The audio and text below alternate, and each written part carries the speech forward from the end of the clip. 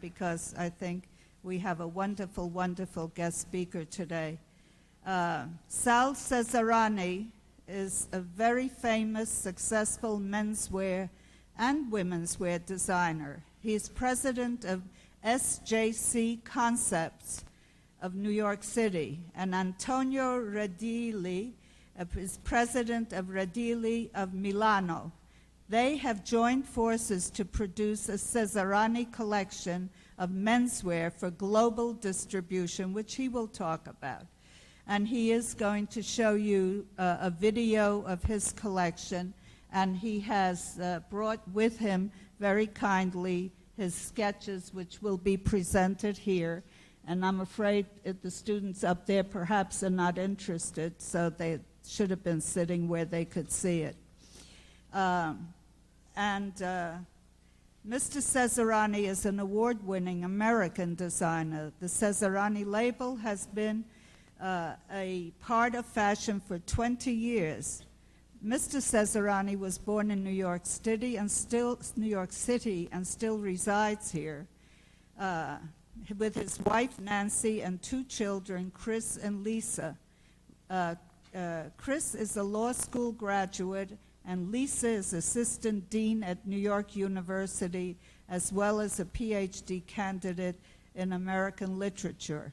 His parents were from Italy. They were tailors that taught him about making quality garments, as only the Italians can do.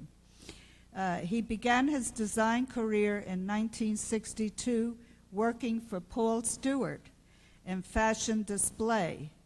He then moved on to become director of men's and women's wear division of Polo by Ralph Lauren. That was in 1969. He was there till 1974. He then left Lauren to develop his own label, his own name of Cesarani, and that became SJC Concepts. This is a husband and wife team. Nancy works with Mr. Cesarani, and he is a graduate of the High School of Fashion Industries and the New York University program. He is a member of Kent State University's School of Fashion Advisory Board, also an active member of the CFDA. He has received awards from Mayor Dinkins and the First Lady, Hillary Clinton, for his work in design and community service. He has exhibited at the Metropolitan Museum in 1995, and he received the Menswear Cody Award in 1975, 76, 77, and 82. So he is quite an accomplished and successful designer that we're very proud to introduce to you today, and you will learn a great deal from him. Thank you. Mr. Cesarani.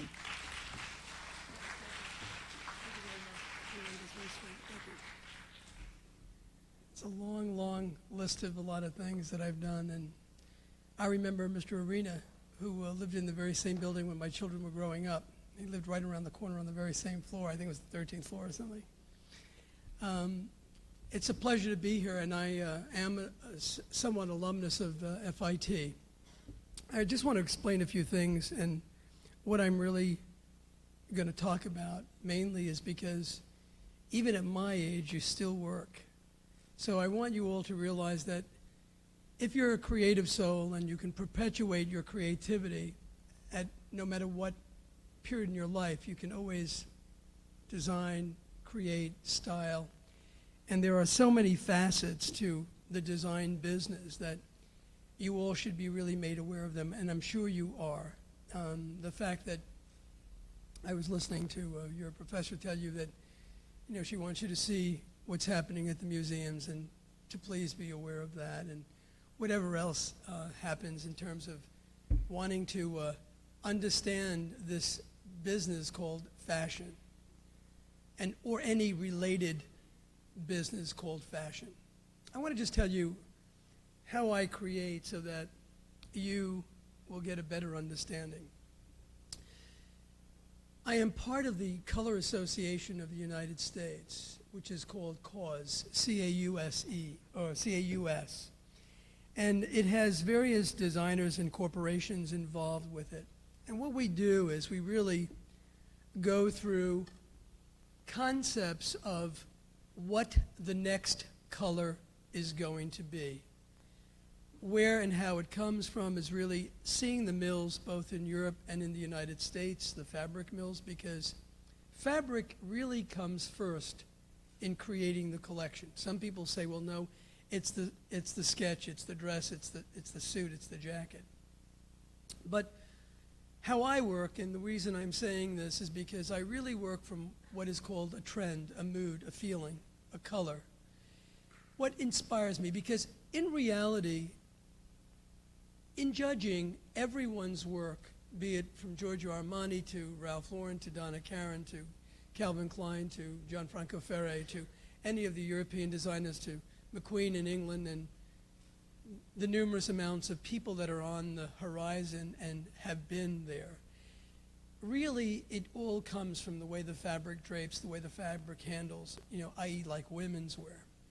And so color is important to fabric. Am I correct? And so what happens is the defining of the kind of color that is going to be for the next season is very, very important.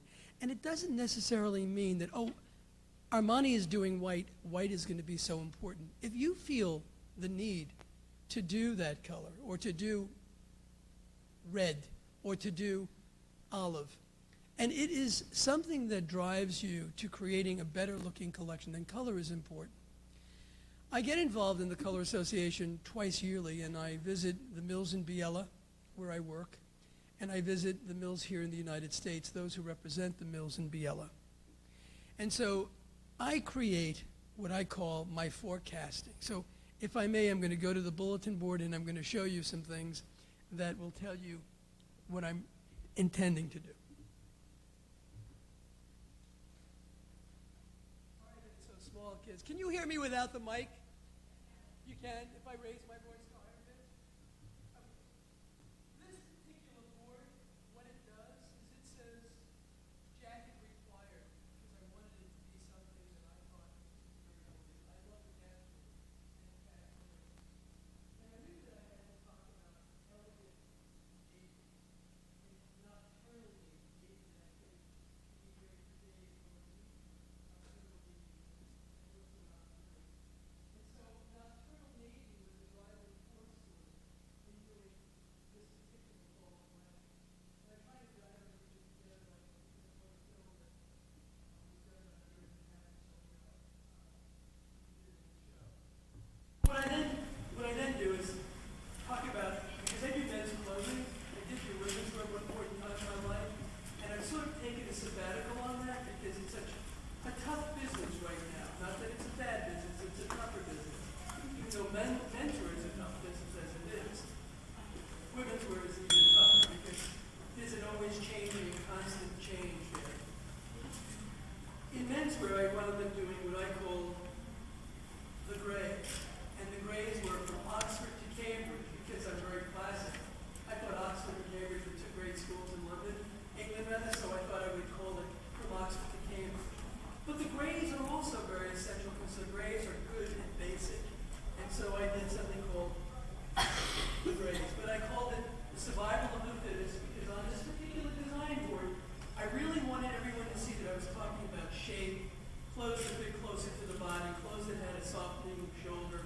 So that's part and parcel of learning to see what the color is going to be and learning to see what the style is going to be. Then I went into what I called, actually it says City and Country, the Elegance of Tweeds in Italian, and it's called My Country Colors. And here you can really see that I really got a little bit more bullish. And I used colors that were bright because I wanted them to be colors that I was going to use on shirts, colors that were going to be for sweaters, colors that were going to be for slickers, for rain slickers, colors that were going to be for the outdoors, so that no one would think that my clothes were so boring, as I hope I don't get to bore you. If I bore you, please raise your hand and I'll stop. In actuality,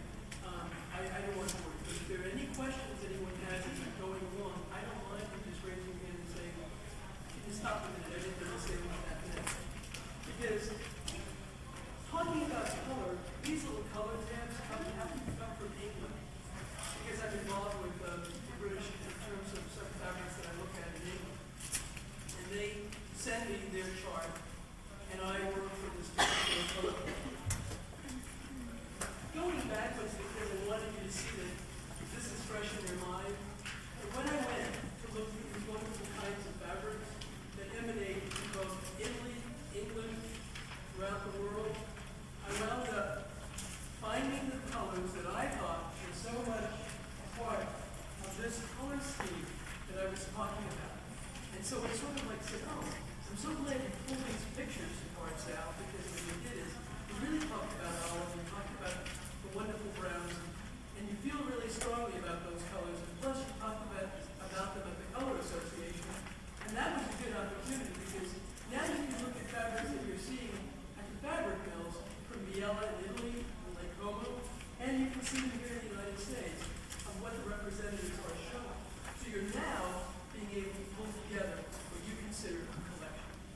And so, in reality, that's what I did. I took this wonderful color palette, did a great deal of little elegant touches, and you'll see the red vest, and you can almost see that I'm going to do something in red sweaters and stuff, because that's going to make all this camel and khaki and blue and olive look really pretty. When it came to the grays, I wanted it to be sort of very English and very Tuscan Italian, because the Italians in the northern part of Italy, they really like dressing in blend plans and elegant little Italian kind of English interpretation. And so all of these fabrics, from the Oxford charcoal, dark gray, Oxford gray, to the different kind of Cambridge grays, they all emanated into this board, which I created to do the story from Oxford to Cambridge. So that I then reinstated my feeling, so that when I ultimately, before you see this show, get involved with the completion of the garments and working with my pattern makers in Italy and telling them, I do the sketches and I can show you that, and I really work with them and say, I really need this kind of model, a hacking model, a little ticket pot side bends. Because really and truly, when it comes to men's clothing, what is new? It's the way you conceive of it, the way you can tell that story, the way you can interpret your feelings, be it on paper, be it on sketch, be it on fabric.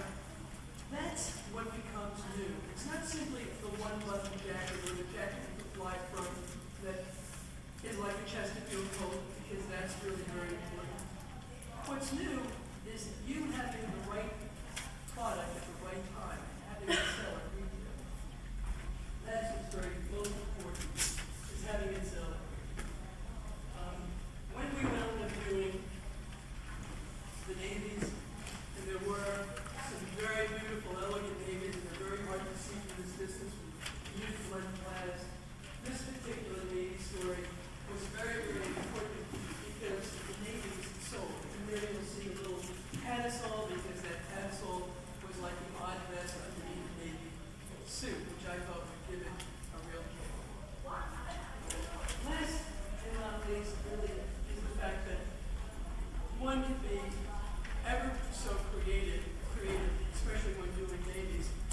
What's new in a navy blazer, but it's also the way you do it. I mean, I've done rain shells that go over navy blazers, red slickers that go over the navy blazer. And what it is how you really pull the total package together. After the selectivity of fabric and sketching becomes a very important part of one's concept. If in all of your training here at FIT, you will not have all of that ability to go out and create the first pattern if you are taking menstrual design. What you're going to need to do is have an assist of someone who is a good technician, someone that can recreate what it is that you would like to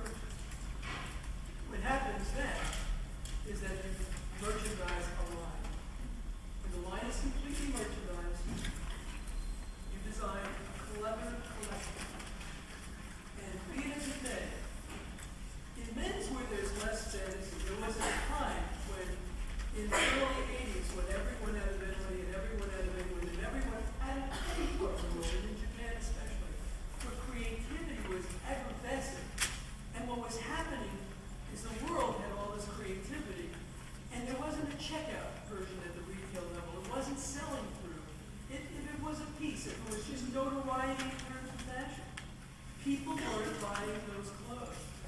So we are now in a realm of the most classic time in our lives. But it doesn't mean that fashion should stop.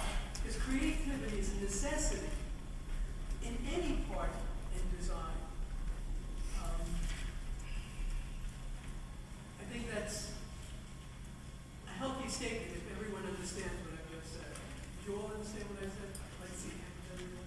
Did everyone understand about the fact that you should create some unique things, but visibly understand that not all the time that creativity is going to be selling at retail. What really does sell are wonderful fabrics put together, married together with a wonderful style, so that that style may be somewhat classic, may be intelligent, may not be that avant-garde and that aggressive.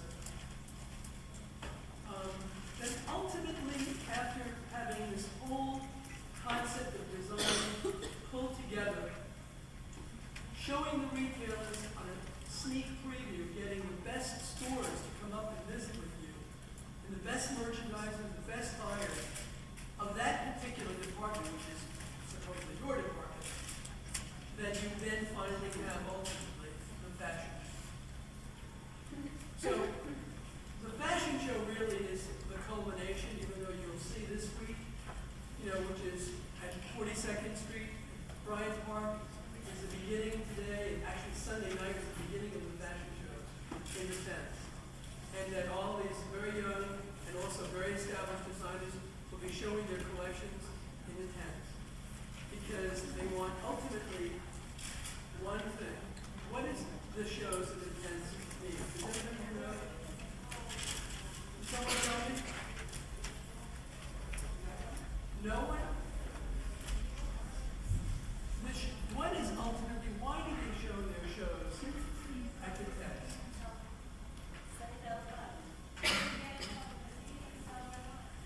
Publicity and self-reliance.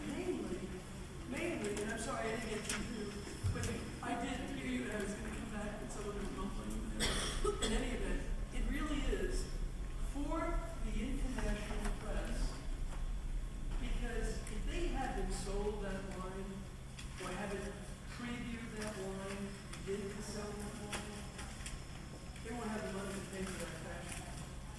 And really and truly, the fashion show is to give them coverage, people to get to know them. If I were to ask everybody here, how many people know Sal Silverani? I would probably have very few hands. But the fact is that, and how I'd like to end my conversation here is that I've been designing for some 25 years. I worked for Ralph Lauren for about 5, and I really worked very hard and worked incredibly diligently in doing my creative job, doing the women's foregrounds.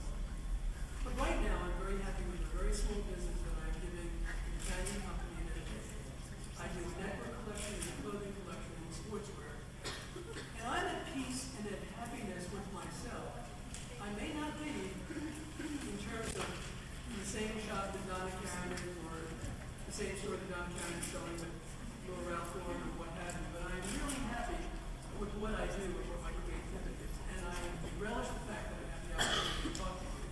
Because I think what you have to do first is understand in your heads that everyone strives to be successful, and I want nothing more of you, young ladies and gentlemen, but to be successful.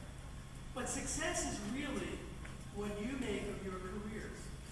It's not how much money you earn, it's how you enjoy your craft, your job. And, in finding one's, ideal situation is really what's very important. Not because you may see Oscar de la Renta or Ralph Lauren or Donna Karen or all the multitude of people that your professor is going to have come and talk to. What's most important is that your creativity will be shown to whomever you want to show it to, and you will sell that product with enough ambition and drive to make yourselves feel very rewarded. That's really what's the most important thing. Are there any questions after that statement? Is there anybody that wants to question me on something? No questions? I have a question. Where do you see the That's a very good question.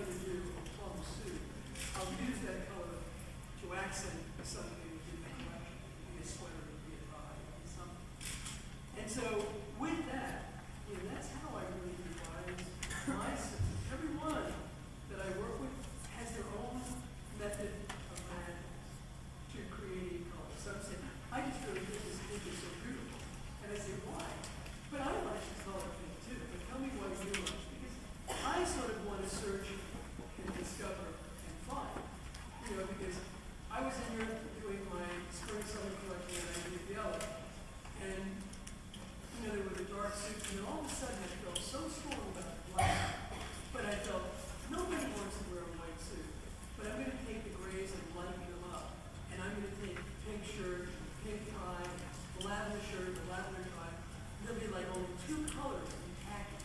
Because I think light khaki, pink, and lavender are three very pretty shades that I'm going to make them shirt and tie accessory shades to go with the lighter gray suit. Because I do clothes. I mean, I do suits. So maybe you find with your women's wear and I say, hey, maybe I really love this color for red. And then I felt very strongly about something called UPO. And it's very rewarding when someone says, you know, well, UPO silk is on the way. It's coming. It's on the comeback. And I say, oh my God, I did UPO. No, I never feel like that. The only time I feel like that is when I sell it. Then I know that someone is looking at that fabric because it's got a new meaning and a new purpose. And I think that's, you see how I can expound on your question? I think that that's what you should do too. I mean, and I say to all of you youngsters here that you can go out into the stores, look and shop, discover what you think is missing if you're into the creative aspect of design. When you know that there's something not there, and you say, oh, you know what, they're not showing this, they're not showing that. Because I've seen 10 stores, what have I seen? They all look alike. And that's really what makes it work. It really answers that question. Twofold. But, Any other questions? okay. Actually, I started my career, I'm going to go to your stand up there. But I started my career in, I always wanted to be a designer. I mean, I always felt that, you know, when my parents were both Italian immigrants, and they came to this country, and I just felt that they were sewing all the time, and that I learned from watching my parents sew, my father and my mom, and I just thought, and they said to me, you know, you'll never be out of a job. Boy, they should know now that it's such a tough business, but, and honestly and truly, it is a very tough business. I turned around and I said, okay, I'm going to follow this desire. And I went to the high school of fashion industries. And, yeah, I used to sketch on the street, you know, as a youngster, I would, with chalk. You know, I lived on the Lower East Side, I think First and Second Avenue. I would sketch on the street, and everybody would love to see that, looking out their windows and pretending and they'd say, oh, you're going to do that? Are you going to do that when you grow up? And I said, yeah, I'm going to do that when I grow up. But I really enjoyed this part of the business, you know, the sketching part of the business. And I thought, well, if I can't get to be a designer, I feel things like so far afield. Because when I was a youngster growing up, let me tell you, but when I was a youngster growing up, the designers that I only knew were like Christian Dior, he was alive, and Chanel, she was alive, and I only read about them. And the only time that American buyers, you know, they used to always go to Europe to buy their collections. And so to me, it was like, oh, Europe. The Italian designers were very far and few. There were the Schiaparellis, there was the Fontana sisters, there were certain designers in Europe, but unfortunately, actually, my wife, Nancy, we both went to the high school of fashion industries together. She won a scholarship, and she went to work with Fontana in Rome. And this was at the high school level. So, and I was like, oh, I was so ticked off that she won the scholarship, and they used to do all the sketches. And I said, I don't know why they didn't, I don't know why they didn't think of it. Funny as it was, but she went, and she enjoyed herself, and she worked really very hard. You know, but I always wanted to be, and long story short, I went into the service, I got into the service, I was the only guy in the Army that would go to Paris to see the stores, and I was like, what do you do? I don't want to shop. I said, shopping, come on. I said, oh, look at all this fashion, because when I get out of here, I want to be a designer. And I really always wanted to be a designer. And I worked for a lot of union houses, I worked for a lot of people, like, you know, Bobby Brooks, I don't even remember the name, it was a junior sportswear house. It was like, Bobby Brooks Sportswear was like, the Gap is today. You know, I mean, it was like, I had hair that had long hair. But I mean, I worked for a dress company called Nancy, and Leslie, that you didn't get a dress out 2 seconds, you were off, Friday you didn't have a job, and they didn't give you a paycheck. And then, at one point in time, when I met with some people at Paul Stewart's, and they said, you know, we'd love for you to be our design director. I said, gee, I fell in love with that. Menswear, we do menswear. In fact, I still sell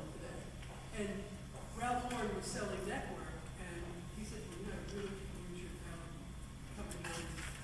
And from there on, my career started. But it's never been easy, and it's never been hard. It's been, you know, the part of the business that's very tough. It's a tough business.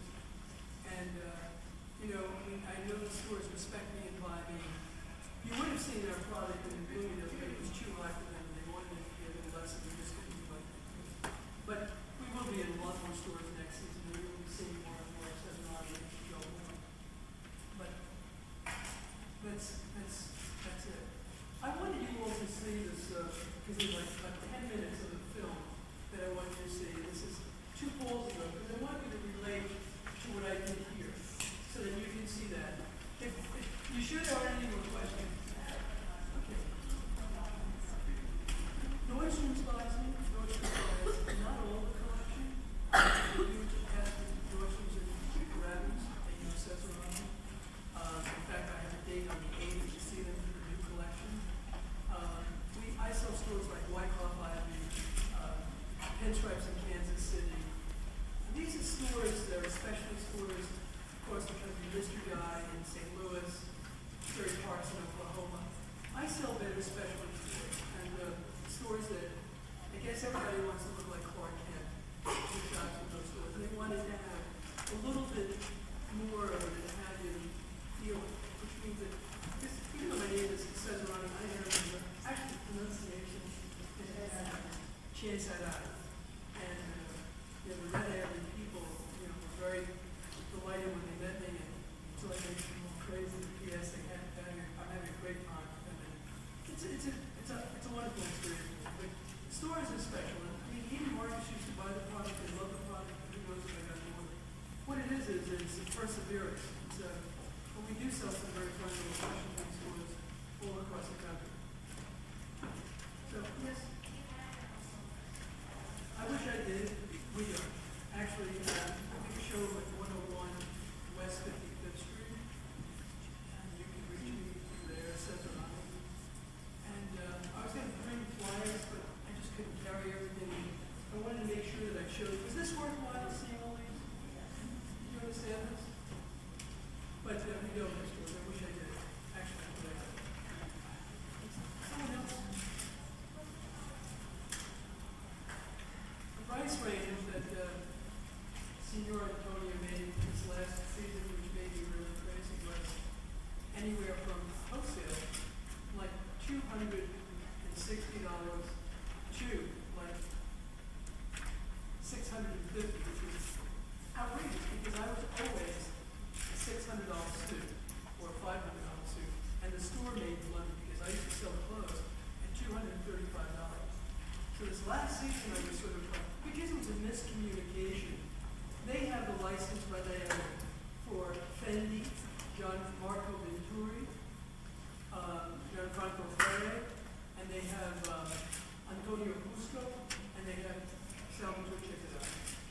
And so they believed that I was really at that level. When I told them that my entry level was a $595 suit with the store making some money. But he insisted in it, so that's part of communicating. And hopefully next season it'll be great.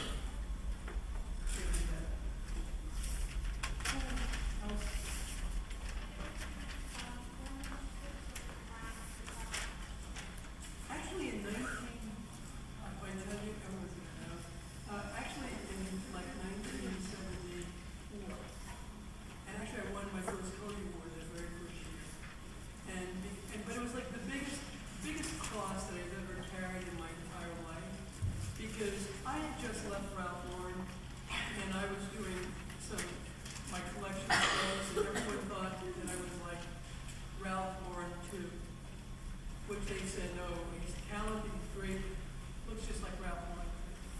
But it has its own viewpoint.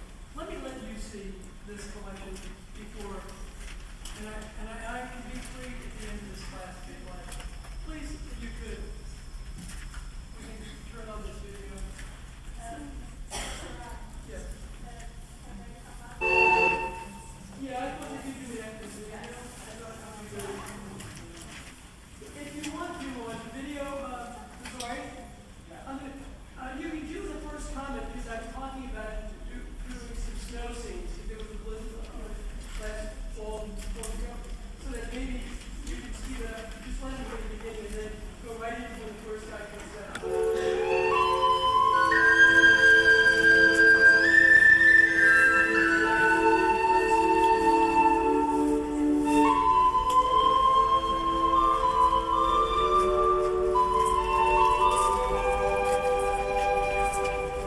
Welcome.